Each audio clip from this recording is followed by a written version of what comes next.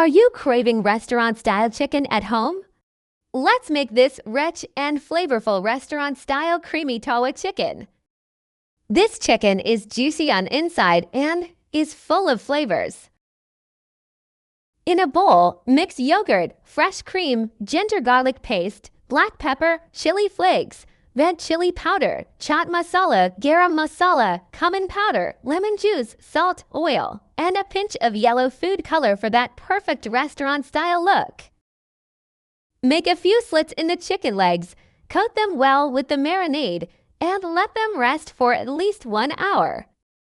Heat a tawa or frying pan and cook the chicken for 4 to 5 minutes on each side until beautifully golden. Now pour in the remaining marinade, add green chilies and lemon slices, cover, and cook on medium-low heat for 20 to 25 minutes.